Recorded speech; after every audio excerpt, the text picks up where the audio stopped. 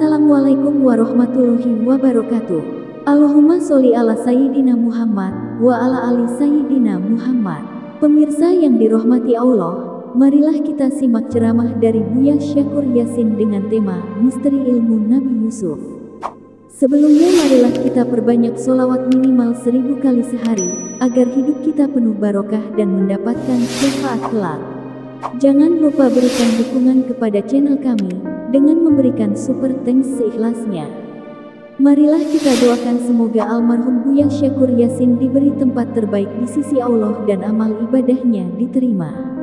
Amin ya robbal alamin. Bismillahirrahmanirrahim. Walaqad haddatsani man asyiqu bihi. Saya diberitahu oleh orang yang saya percayai. Anna Syekh Abul Hasan radhiyallahu anhu tala'a ila Syekh Ibn Mashish radhiyallahu anhu bil mizan. Syekh Abul Hasan itu menyampaikan, memberitahukan kepada Syekh Ibn Mashish radhiyallahu anhu bil mizan. Artinya menceritakan tentang kebolehan-kebolehannya, menceritakan kehebatan-kehebatannya. Falam yashumma raihatal wilayah, akibat karena dia bercerita tentang kebolehan-kebolehannya, kelebihan-kelebihannya, pangkatnya, ilmunya, pengalaman, macam-macam lah. Akhirnya dia tidak mampu mencium bau wilayah. Boro-boro dadi wali ning Ambon-ambone beka. Lakas serembat gini. Ning Ambon-ambone beka Kang Bat. Boro-boro nyicipane. Faraja'a thumma tala'a saniyan kadzalika. Datang lagi, dia cerita tentang kebolehannya lagi. Bahwa saya adalah sudah selesai S3 dan saya berpengalaman di bidang ini sekian tahun. Saya anaknya Fulan bin Fulan bin Fulan. Saya adalah, ya begitulah, semakin banyak menyebut saya. Gagal lagi. Faraja'a kama tala'a, bolak-balik, langkah deradat, langkah dedet. Falamma asqatal mizan, ketika dia sudah membuang semua statusnya, kebolehannya, mizan itu artinya bobot ya. Waqtasala min ilmihi, lalu dia mandi junub dari dosa ilmunya itu. Wa amalihi, dan mandi junub dari dosa-dosa amalnya yang dia banggakan, termasuk jariahnya, ya wakafnya, ya segala macamnya barangkali. Wa tala'a faqiran, lalu dia menampilkan kefakirannya, baru dia merasa bahwa dia sudah tidak punya apa-apa, tidak bisa apa-apa. Aghnahullah, baru diberi kelebihan oleh Allah. Jadi baka pengen belajar bebener ya ajeng aku bener. Mangsa bener-bener baka belajar pengen pinter ajeng aku pinter, ya beli pinter-pinter kan. Jadi apa? Ya memang dari awal juga sudah diberitahukan bahwa la haula wala quwata itu miftahul jannah tuh, ya artinya begitu. Bahwa kita jangan mengklaim punya apa-apa dan jangan mengklaim bisa apa-apa. Bahwa la haula, tidak ada daya upaya apa-apa, wala quwata, dan tidak ada kekuatan apa-apa. Itu apa-apa, beli apa-apa, beli bisa apa-apa. Itu dasar awal, itu kunci keberhasilan maksudnya. Waqala lahu Syekh Ibn Mashish, ya Abul Hasan, tala'ta ilayna faqiran min ilmika wa amalika fa akhadha minna ghina darin. Ibn Mashish setelah itu berkata pada Abul Hasan, siapa Abul Hasan Asyadzuli? Kamu datang kepada kami sebagai orang miskin, sewisa teka ngaku melarat, min ilmika, saking ilmu sampean, wa amalika, lan amal sampean. Setelah engkau datang menyatakan tidak berilmu dan tidak berjasa, langkah ilmunya, langkah jasane, fakhata minna ghinad darain, Anda baru bisa memanfaatkan dari kami. Artinya baru bisa menyerap ilmu kami menuju kepada kecukupan di dunia dan di akhirat.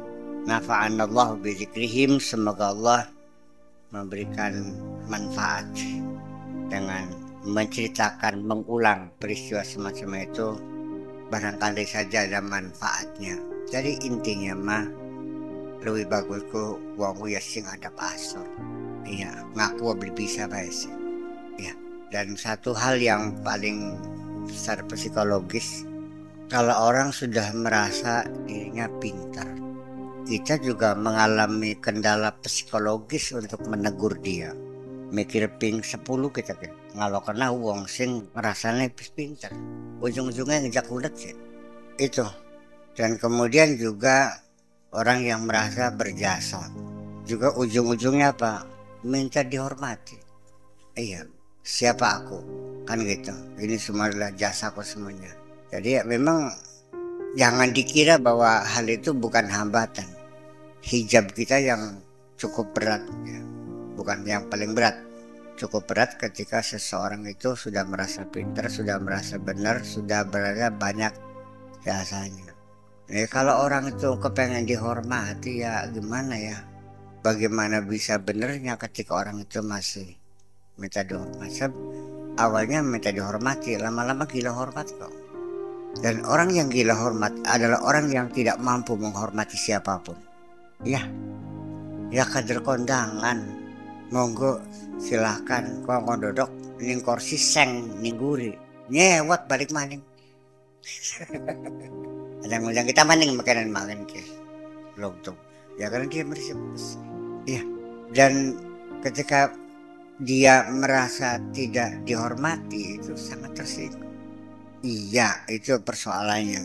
Apa maning siane ngerasane ngundaki pinternya gurune sila terus plakat.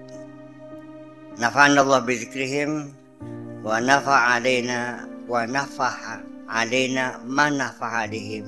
Semoga kita mendapatkan dengusan, mendapatkan hembusan atau ya nafahat, itu semerbak ya, nafahat.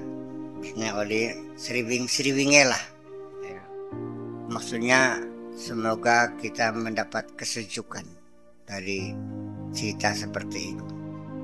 Hatta nastaghni bihim ghinan la faqra mau abadan, sehingga kita cukup dengan pelajaran ini dan kita tidak akan kekeringan untuk selamanya, tidak akan fakir selamanya. Kita cukup. Perlu diulas bahwa orang yang merasa dirinya sudah benar, tinggi wong yang durung-urung bener kan barang. Durung-urung bener. Wong bakal ngerasa alim ya berarti durung paham nih ilmu. Bahwa ilmu itu tidak ada kesudahannya kok.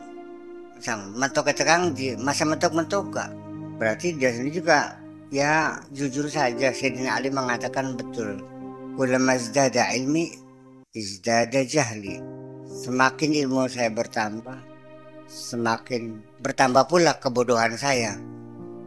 Artinya semakin bodoh itu bukan berarti lalu dia jadi bodoh beneran. Artinya semakin menyadari betapa dirinya itu sangat bodoh karena melihat luasnya ilmu ini.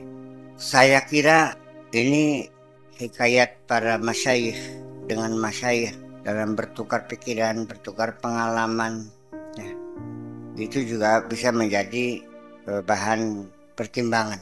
Karena bagaimanapun juga Al-Quran sendiri dalam memberikan pelajaran kepada umat Islam ini adalah memberikan pelajaran pengalaman orang-orang pada zaman dahulu. Dan selalu wa min ayatihi wadhkur fil kitabi, ya kan gitu. Wa idh qala Musa, wa idh qala Isa, wa idh qala, itu semuanya adalah dipaparkan dalam bentuk dialog tentang pengalaman itu. Jadi artinya Abul Hasan Asyadzuli sendiri pada awalnya dia menghadapi kendala, malah cerita yang berulang-ulang bahwa pada akhirnya mah yang dituntut ini tawadhu tuh jangan sekedar basa-basi, bisa saja kula mati yang tanos, ngertos. Bisa saja orang itu datang dengan rendah hati. Tapi itu kebanyakan saya merasakan hanya berpura-pura. Hakikatnya dia masih sombong juga kok. Satu bukti awal, ketika dia berhadapan dengan orang yang dianggapnya statusnya di bawah dia tidak rendah hati, besar hati. Songkaknya muncul. Berarti dia baru merendahkan dirinya ketika yang diajak bicaranya itu adalah orang yang dianggapnya lebih tinggi. Kalau di bawah dia muncul juga sombongnya, berarti basa-basi, berarti tidak asli. Rendah hati itu sebetulnya bukan kepada sesama manusia. Rendah hati kita hakikatnya adalah kepada Allah. Kalau kita rendah hati kepada Allah, pasti kita akan hormat kepada siapapun.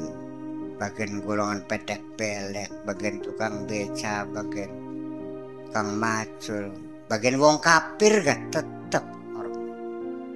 Yang beragama lain hormat. Kita juga ketika yang datang itu adalah seorang pendeta, ya saya hormati. Bahkan saya lebih penghormatannya dari orang biasa karena dia adalah tokoh di komunitasnya. Ya. Ketika kita melihat orang tidak melihat pangkatnya, tidak melihat statusnya, tidak melihat hartanya, tidak melihat ilmunya, yang penting makhluk Allah kita hormati. Jadi sejak kapan kita bisa tawadhu yang hakiki? Setelah kita bisa melihat kebesaran Allah. Kesimpulan, ya kan benar. Sebab kalau melihat kebesaran manusia mah begini saja. Iya, Abu Rizal Bakri Sudi. Barusan saja saya tadi melewat jalan tol Bakri, tol Roja. Waduh, jalan tol Bakri, pirang triliun duit. Saya nggak kagum. Bakal kita diparingi bisa, ya bisa. Bakal usul maring bisa beli. Abu Rizal Bakri bisa, ya lagi diparingi bisa. Kang Bat gak bakal diparingi bisa beli. Bisa beli tadi triliuner, ya bisa. Iya. Jadi standarnya itu, tawadhu maksud saya adalah hakikatnya kepada Allah. Kalau sesama manusia Maya, tetap basa-basinya itu sangat relatif sekali. Kapan kita bisa melihat kebesaran Allah? Nah, di sini diperlukan pengetahuan. Bisanya Anda tahu keilmuan seseorang, mengukur ilmu seseorang, minimal Anda sudah mengetahui ilmu itu. Ini saya baru tahu nih, ahli nahu ini. Orang yang bisa menilai seorang ahli nahu berarti bisa ilmu nahu enggak? Kalau dia nggak bisa, nggak mungkin. Aduh, bahasa Inggrisnya hebat. Ternyata yang menilai hebat nggak bisa bahasa Inggris, bener gak penilaiannya? Nah, makanya ketika Anda bisa melihat kehebatan Allah, Anda harus didukung dengan keilmuan-keilmuan yang menunjukkan betapa hebatnya Allah dalam penciptaannya ini. Nah, ketika kita mempelajari fisika, kosmologi, matematika, geologi, oceanologi, meteorologi, simbangsa jijian kak, betapa hebatnya Allah. Kalau pengetahuannya hanya sebatas tentang haram dan halal, ilmu-ilmu sosial dalam artian hukum tidak mengungkap kebesaran Allah. Sirine semakin mendalam keilmuan hukumnya, semakin lelet tukarane. Seorang pengacara, seorang hakim dengan seorang dokter spesialis paru-paru atau seorang dokter spesialis mata, lihat perilakunya, us langka omongnya, bakal dokter spesialis paham nih. Terus orangnya lembut, pengetahuan tuh memoles loh. Iya, teh bakal di bidang hukum pada ngaku berdiri kabeh. Iya, saya kira seperti itu. Apakah memang ilmu itu berpengaruh? Ya, keilmuan sangat mempengaruhi perilaku kita. Orang kalau nggak ada ilmunya ya gimana ya? Ya dalam artian begini, bisa saja orang itu bodoh, dia beriman kok. Tapi tetap saja orang beriman dan berilmu statusnya lebih tinggi. Yarfa'illahu allazina amanu wallazina utul ilma darajat. Samaina hadhil waridat allati tatajalla bil haqa'iq wal ulum innama hiya waridatu ahli nihaya. Kemudian kebolehan kawan ini, limpahan-limpahan ini itu bisa terjadi waridat itu sebagai wangsit juga bisa. Intuisi, wangsit, ilham yang muncul, allati tatajalla yang muncul bil haqa'iq wal ulum, ya, dengan kebenaran-kebenaran, ilmu pengetahuan, science and technology, knowledge, ya, kayak itu. Orang menemukan keilmuan-keilmuan, para inovator-inovator seperti Nabi Yusuf, seperti Nabi Nuh. Nabi Nuh ya ahli di bidang perkapalan. Dia orang yang mempunyai ide bagaimana membuat kapal yang kokoh, yang stabil, yang bisa tahan dari hempasan ombak dan sebagainya. Nabi Yusuf juga teknologi, ya, bagaimana mengawetkan bahan makanan pokok sampai 7 tahun. Bangsa kita dengan 220 juta, dengan banyak sarjana teknik, sarjana gizi, sarjana pangan, sarjana pertanian, belum ada yang mampu menyimpan gabah untuk 1 tahun saja yang kira-kira tidak rusak, masih belum mampu. Anda beli mampu apa pesan?